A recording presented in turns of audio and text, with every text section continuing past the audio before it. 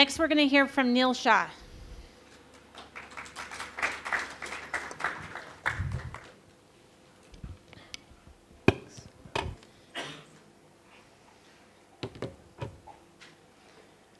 Thank you all for coming. I wanted to start a little bit about myself. My name is Neil Shah. If you can't tell, I'm related to Mr. Shah. Today I'm going to be here to talk to you about financial independence and wealth building. I'm very grateful and fortunate to have been exposed to high net worth individuals and family businesses through my CPA practice. If one were to ask what my purpose or calling in life is, I would say that my purpose is to help my clients achieve their financial goals and dreams and aspirations, and also to be the best versions of their financial self. My father has a few more gray hairs than I do, but I have been doing this for over 15 years, and unfortunately I've also started graying, so it's probably due to some of the client problems that we face. When you work with wealthy individuals, you learn the good, the bad, and also sometimes the ugly. And sometimes there's a lot of ugly. I love both India and the US. It's like choosing a parent. One is my father, the other is my mother. I was born in the US, but India is a huge part of my life, culture, and identity. When Dad said, "Why don't you fly down for this event?" I said, "Why not?" I flew in the day before at 2 a.m. and I'm here to kind of talk to you about the things that I see from an American perspective as well as an Indian perspective. With that being said, we're going to talk about a few things: the growing wealth of India, the potential for strategic partnerships with America and the reasons for it, the mindset and viewpoints of wealthy people, and what are the ways they've become and stayed wealthy. We're also going to talk about how you can potentially pass wealth to the next generation. Please remember, we're going to touch on a lot of concepts, and this will be a very higher level overview, but hopefully something you can take back with you to think about. So with that, let's get started, and I will start with a story which covers somewhat of the overarching theme of this discussion. Okay, so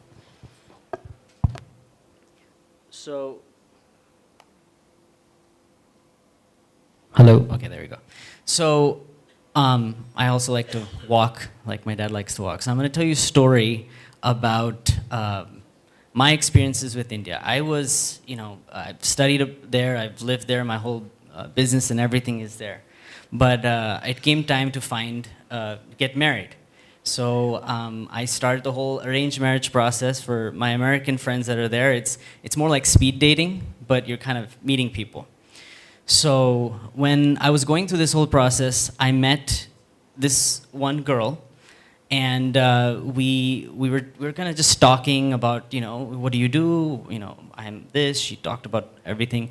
So one of the things that she mentioned that I found was interesting is she said that, we were talking back and forth, and she says, "I want to be happy."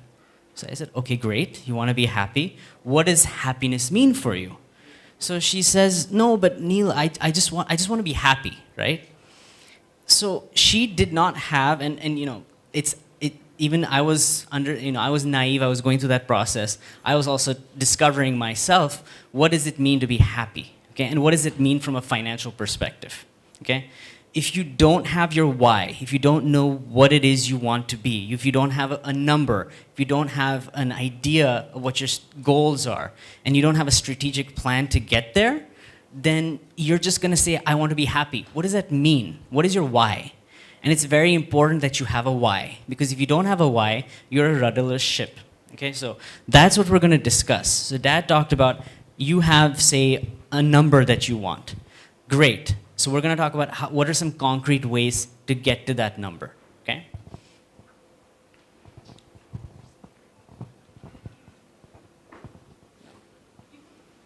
Do I have it? Oh, I have it. Okay.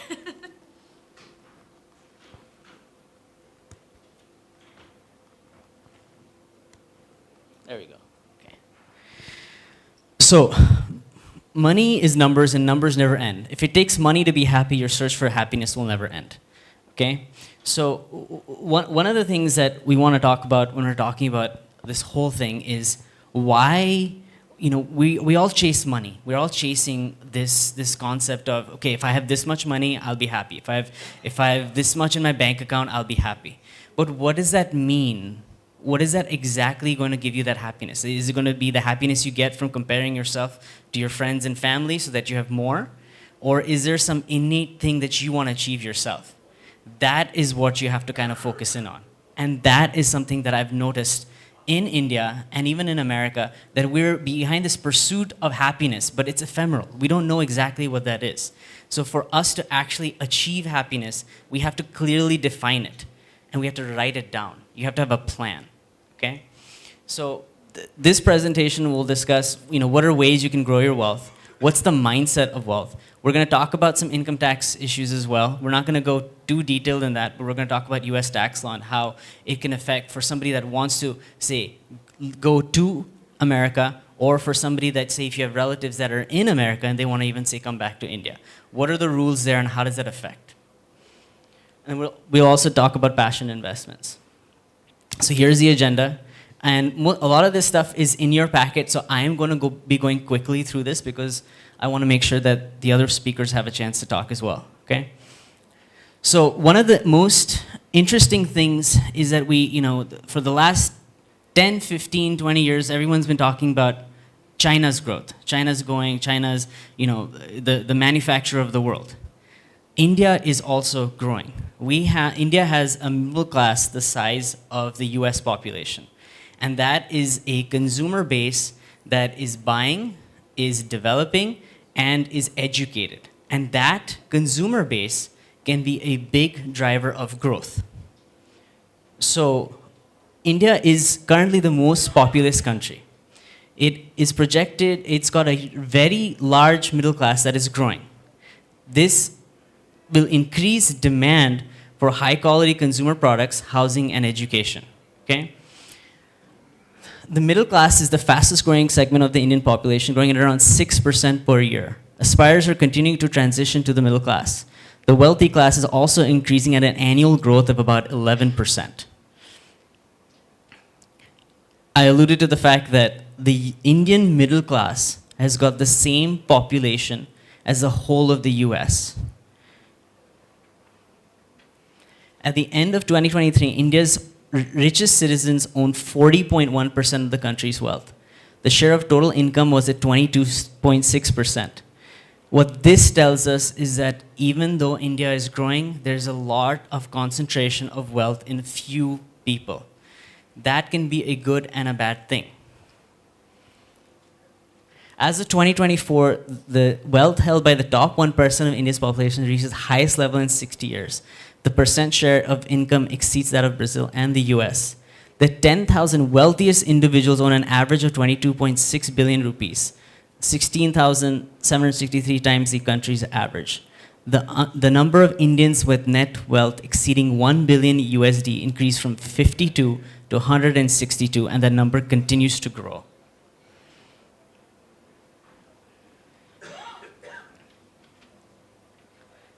So when we're talking about GDP, India contributed 16% of the global growth in 2023. It shares 9.84% of the total of Asia's nominal GDP, and it's the fifth largest economy globally. Consumption accounts for roughly 60% of India's GDP. The GDP value of India represents 3.7% of the world economy. The projection is India is growing and it's going to continue to grow. India is on track to become the third largest economy by 2027. India is expected to reach 4.76 trillion in 2025, and so on and so forth. That being said, inflation is high in India. We as Americans are starting to face it, but it's been high in India for a long period of time. Due to that, even interest rates in India tend to be higher than in America, which is an opportunity. If you can borrow in the United States at a lower interest rate, you can use that, you can leverage that to grow your wealth. So the next thing I want to talk about is the diaspora of Indians coming to America, okay? India has the largest diaspora of Indians coming to America, with around 18 million of its is living in other countries. US is home to the single largest Indian population outside of India, 1.35% of the US population. 48% of Indian Americans believe they're on the way to achieving the American dream. 27% believe they've achieved it, 23% think the American dream is out of the reach. The point is here is that Indians in America are making money, and Indians in America are actually one of the highest income producing members of American society.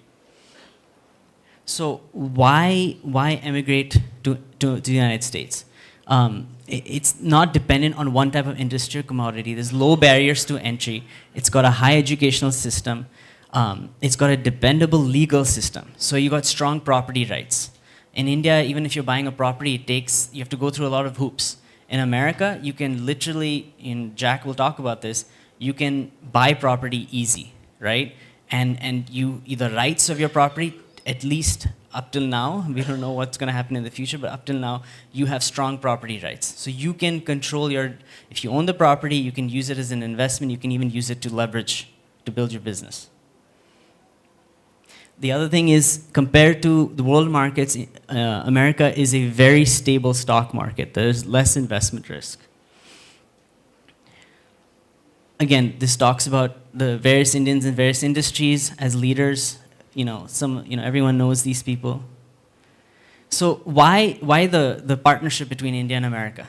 We have the world's largest democracy by population and the world's largest democracy in terms of economy in the United States. It only makes sense that both India and America should have a strategic partnership going forward. There's a lot of commonality, okay? You have a very strong startup ecosystem both in America and in India.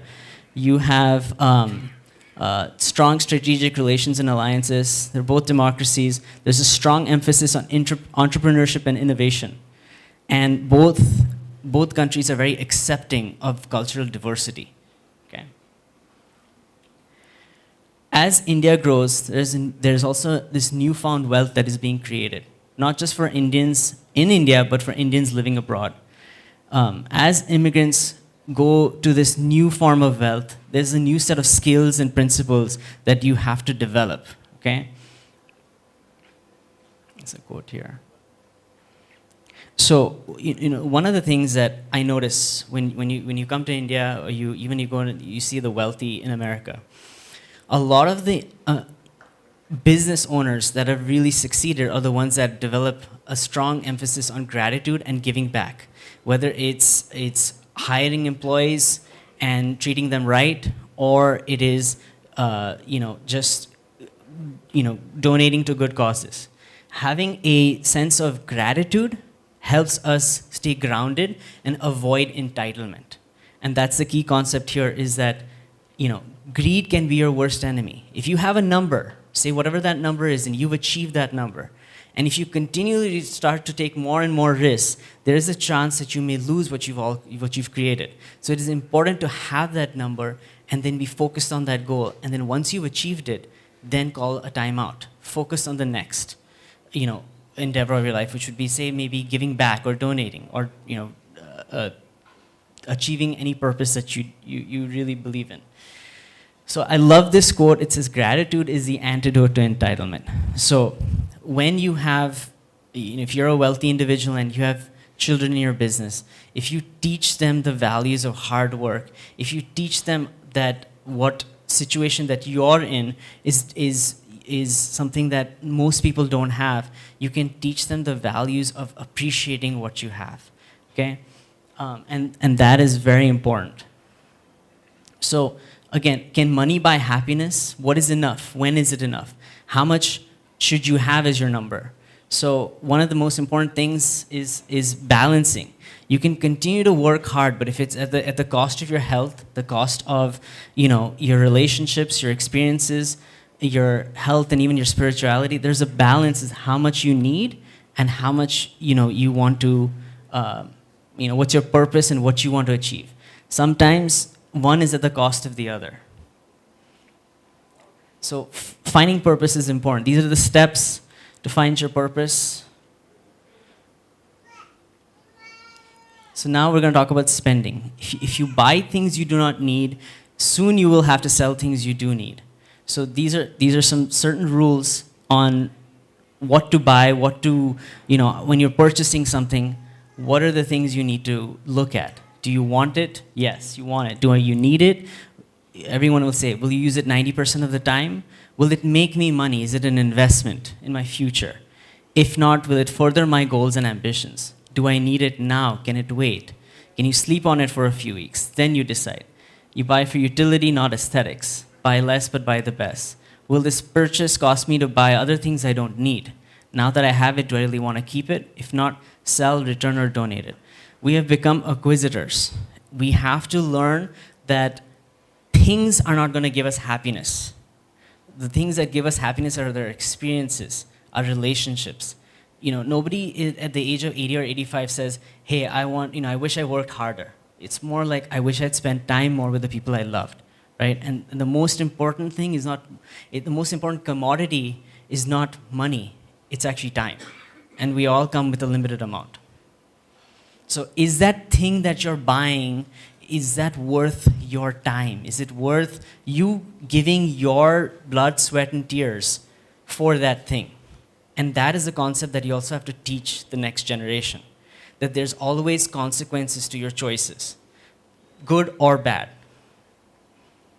So, when you're coming up with your number, what goes into your number? How do you calculate it? You must look at, say, your personal P&L.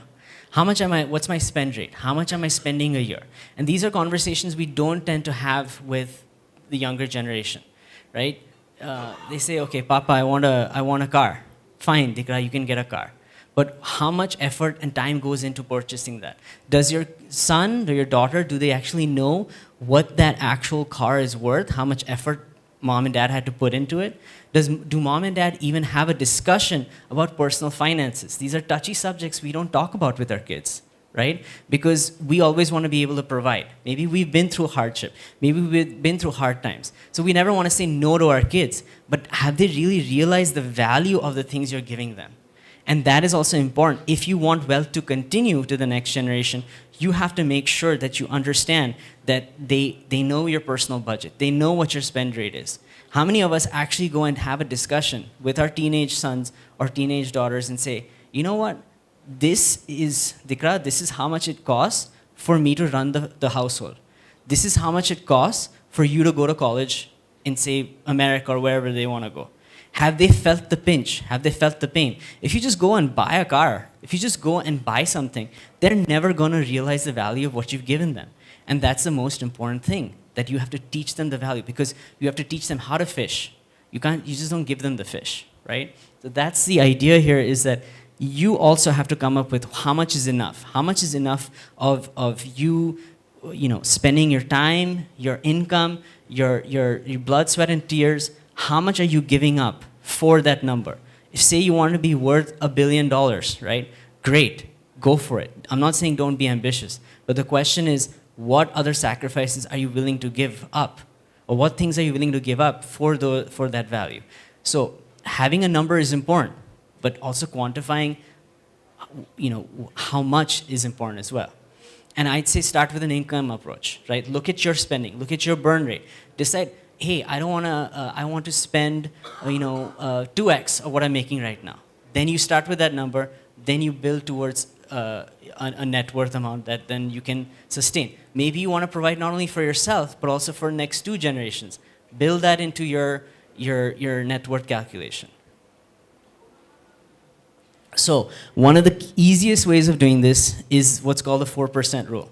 So Bill Bengen, he is one of the key people that kind of analyze this. So he looked at the US stock market and he said, look, I want to see the last, all the way back from, like, say 1890 till now, when would be the worst time to retire, okay? So he looked and he said the late 1960s, okay? And the reason why was because inflation was very high after the 1960s, and the other thing is that you had low stock market returns. So if somebody were going to retire in 1968 or so, right, you've been hit by high inflation, which you had in the 70s, and your stocks aren't doing well. So they looked at, say, a 50-50 portfolio, or even you can go up higher to, say, a 60-40 portfolio. How much would you need to have in a portfolio based on this parameter so that you could live on it for a 30-year period. Okay? So they came up with what's called the 4% rule. So say, for example, if you have $2 million, right? If you say, if you take out 4% and adjust that for inflation every year, so say 2 million times 4% is $80,000, and say you're living on 80,000 bucks, then potentially for a 30-year period, that money could last forever. So at least for that 30-year period, right? So say if you're 60, idea is it's going to last forever for your portfolio, for your lifetime. So then there's adjustments you can make to this. For example, you have to account for, this is US stock market. This is with a 50-50 portfolio. This is with only a 30-year period. Then you can even look at, say, maybe a 3%. So you take your number, whatever you're spending, you divide that by 3%. That could be your goal that you're hitting. And it's personal for everybody, right? It could be different for person A versus person B, person C. Okay? And then when you look at that, you have to take into account taxes as well, right? So say, for example, it's, say, 2 million at 4%, I can live on $80,000 worth of income. But you have to look at after taxes. So if you're reversing into that calculation, you take what are my expenses, what's my burn rate, divide by 4%, and also take into account, say a haircut of, say, divide that again by 0.7 to get to what would your after at a 30% tax rate, what would you need to have this portfolio last for at least the rest of your lifetime, right? And a portfolio can include real estate, it can include a lot of things. So simple math, is 25x. What am I spending? Multiply by 25, that should last for 30 years. If you want to be a little bit more conservative, you can use 33x, you can choose 40x, depending on your risk appetite and how much you're willing to have invested in the market.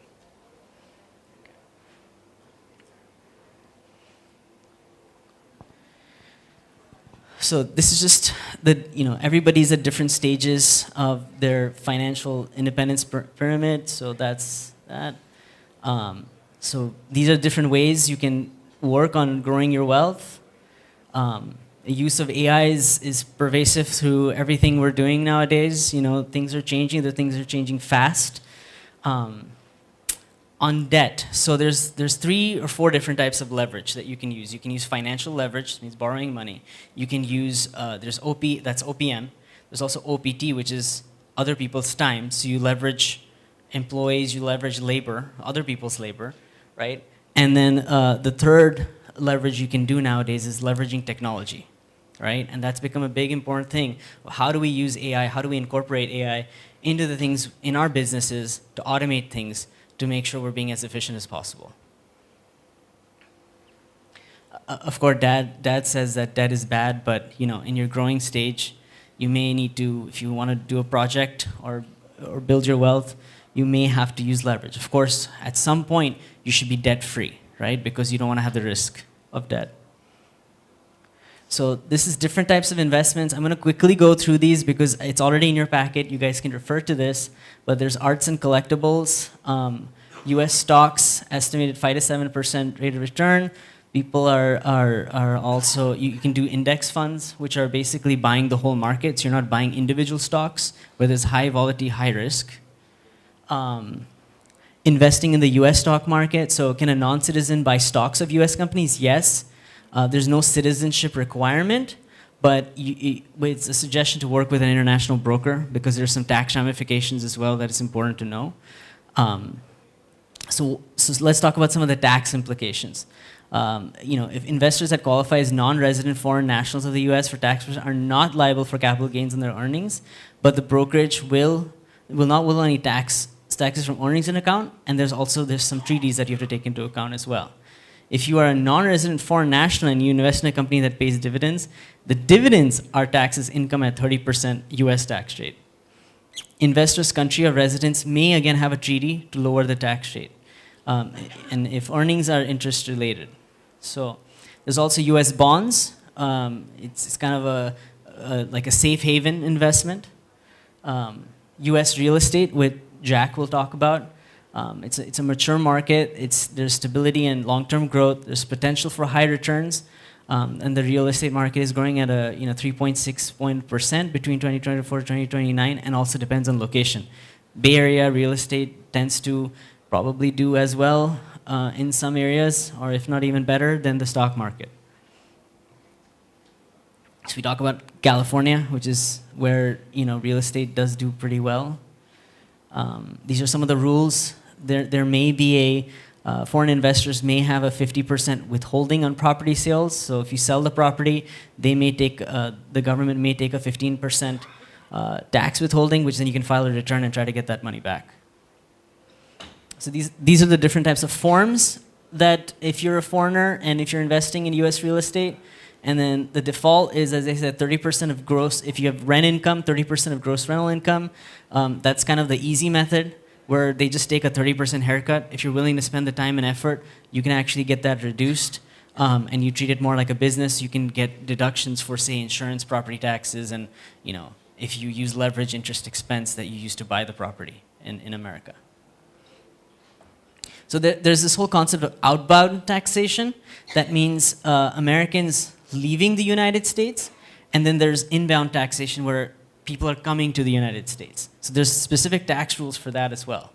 So there's the whole KYC thing, FATCA, which is basically if you have assets in a foreign country, you have to file certain forms. And in America, if you don't file these forms, it's all a voluntary basis. But if you don't do it right, and if they catch you, they will make an example out of you, right? And the penalties and fines are very onerous and very, it's not like potentially like the Indian tax system. In America, you may not be able to travel there, or they could put you in a lot of not only criminal, but also maybe civil penalties for not following the rules. They're very specific. You have to follow the rules. It's all dependent on if they catch you, and they will try, if they catch you, they'll make an example out of you. So you kind of have to follow the rules there. So this is, for example, inbound taxation.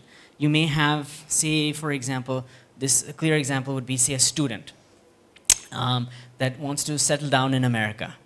There's certain rules that you have to take into account if you were to say, your kids want to settle in America, start a business there, whatever it is, okay? There's certain forms that you have to fill out, tax return forms, but there's also certain things that you have to be aware of. For example, how, if they were to ultimately settle in America, if you'd be subject to certain income tax rules that are very onerous if they own property or investments in India as well, okay? So, for example, these are just different types of entities. You guys can look at them. I've given it in the packet. But the most important thing is what's called is the estate tax, okay? So, for example, if you have, your son or daughter, they decide, hey, I want to live in America. I like America. Dad and mom help me, right? And say you have put assets in their name in India, and their name is on it, like say a joint account. Well, technically speaking, they would be subject to this rule. The limit is very little, which is 60,000. So anything above that, if the account is in their name, and if, say, for example, it doesn't happen at, when they, as long as they're living. But say if something were to happen to them, they have kids, you have grandkids, right? And they were to leave those assets to the grandkids. The 60,000 limit is the only maximum that they can actually, anything above that, they'd be taxed 40% on. So it's very important for people that are going to go abroad, to America specifically, that they understand some of these tax rules before they make the decision to become a US citizen or a US taxpayer. And they can be quite complicated. It's not something that we can, I need a whole day to cover this, but these are some of the rules that I've put up there. You can look through them if that applies. India does not have an estate tax. America does. And it's on global assets, not just assets within the US. It can apply to all assets if you become a US citizen. So, and then if, for example, they become a citizen and say it's not in their name, and then you were to leave them some assets, they also have a filing requirement where the US government basically wants to know, what have you left them, okay? Again, US tax system is a voluntary tax system, but if they find you that you're not complying, they will penalize you. So the next topic we talk about is succession planning, right? So, these are some regular things that estate planning applies to everybody, even in India. What is your succession? You're going to leave your business. Is it going to be, are your kids going to take it over? Who is going to take over your business, right? The main thing is to have a plan for the next generation. There's advantages of doing estate planning. You can take advantage of tax laws. There's asset protection, ensuring your wishes are honored, providing for dependents, efficient process of leaving it to the next generation, peace of mind, and also avoiding legal disputes. So, there's this whole concept of, the 3-generation curse. The first generation makes it. Second generation potentially can keep it because they've looked at the first generation making it. And usually the third generation, they say, blows it. They lose the wealth. So why is this phenomenon happening? It happens across the world, across cultures, across everything. So but there are some families, some highly successful, high net worth individual families that have been able to avoid this trap, right? And it's a very basic concept. First, you have one income, right? Then you have, say, if you have 2 kids, that one income, that one business gets divided amongst 2 people. That 2, if you have grandkids, will become 4. So you have fractional ownership of, say, a business entity. When you have fractional ownership, who controls it? Who really is involved in the business?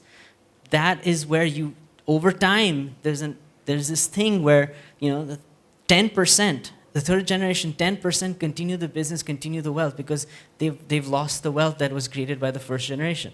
So what are things that you can do to avoid this, right? So the first type of succession plan is, we say we're middle class, we made money, we're now high net worth individuals.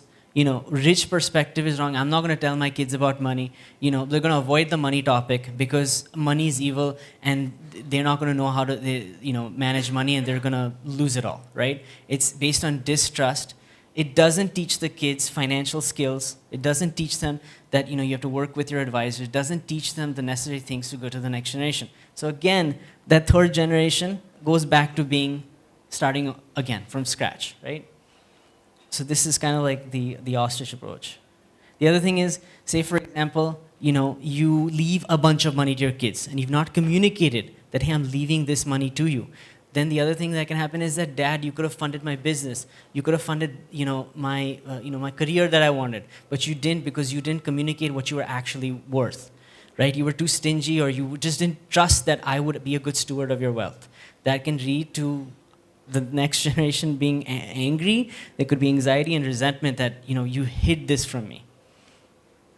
So then the second type of path to this is that, hey, you know what? We are so wealthy that we don't have to adopt this middle class, perspective of life. We don't need to communicate the struggles that we took to get to where we are. We're so wealthy, we're just going to live rich.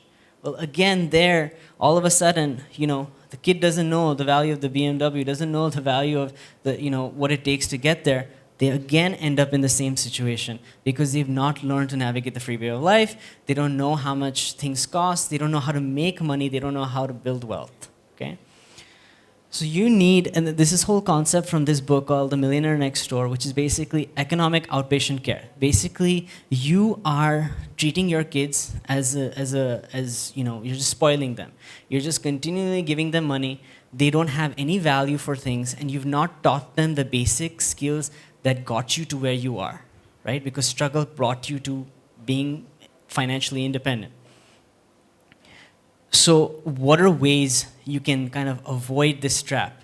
You can give and watch. For example, say if you want to buy a kid a car. I'm just using that as an example because Dad had mentioned it. Give them 50%. Let them try to earn the other 50%. That way they know that I had to spend some time and effort in getting that, in spending that 50% that they're coming up with. Any effort they spend on their own, they will value it more, right? Those are the things that we don't teach the next generation. And because we don't teach the next generation that, there is a high chance they will lose that money.